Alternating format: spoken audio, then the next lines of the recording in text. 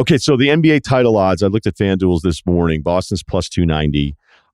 This is really, interesting because, Boston has been the best record team throughout. They're now in a fight with Milwaukee for that 1 seed.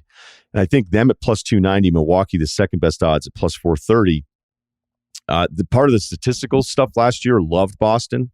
And part of it was that they were right. But then the other part of it, I thought it was far too extreme, where it was like 83% chance of winning the NBA Finals. And I'm thinking, like, if you think on paper that that's who they are, that they're that dominant, I would say that's an aggressive, like, overrating of them, despite realizing that they're really good and making it to the NBA Finals. And I wonder if there's still some carryover, because I know that a lot of the models love Boston still.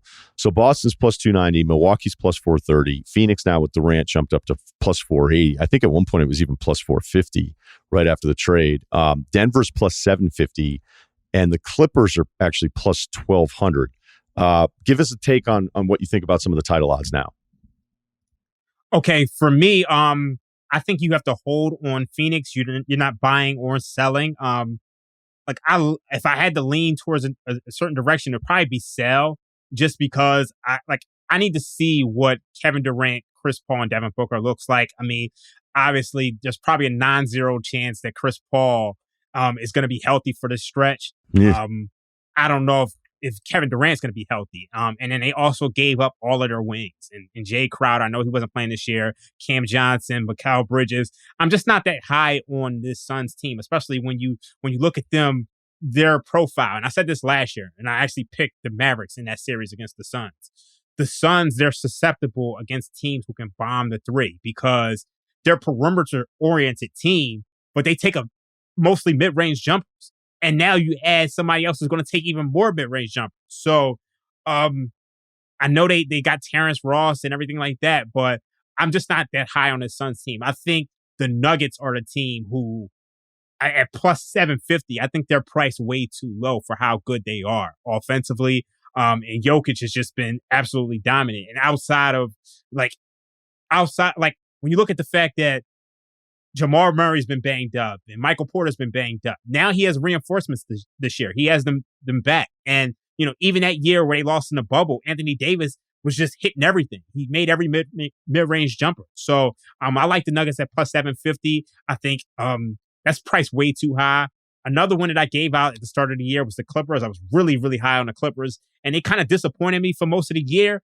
But I think they're poised to make a run right now. I like some of the pieces that they added. I like that they added Bones Highland. I like that they added Eric Gordon. Those guys, they should just help them, fix a lot of their scoring woes. And obviously the biggest issues with that roster is the fact that Kawhi Leonard and Paul George haven't been healthy. But I think, we saw over the last couple of weeks, they're starting to get rolling. So those are the two I like.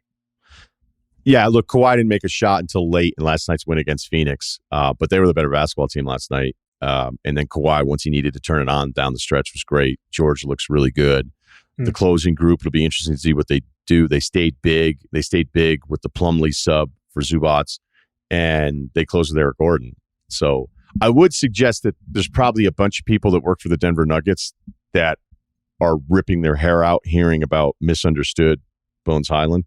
If you're getting second rounders for him, the word is probably out that he wasn't the easiest employee. So I do think he's super talented, and I like that they've upgraded their options. I'm just really interested to see how that rotation kind of comes together, because Terrence Mann is starting now, and Terrence Mann's had some really, really nice stretches. But you're right, at plus 1,200, have you seen enough? I think you've probably seen enough from Kawhi just the last couple of weeks. If you really dig into some of the stuff that he's been doing statistically, it's probably enough there because of the value. All right, Lakers.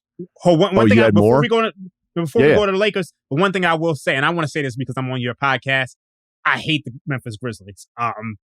That's the team that everybody seems to love that I don't like. And in the playoffs, I'm going to be fading them. Why do you say it? Why do you say it to me as if do you think I hate them?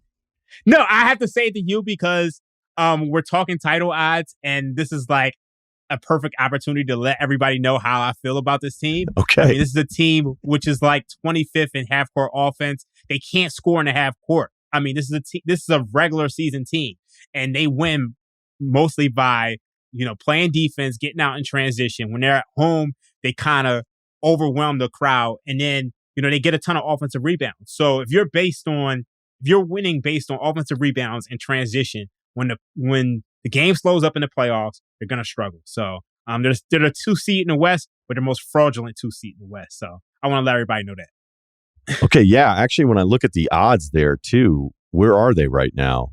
Because I thought I wrote down.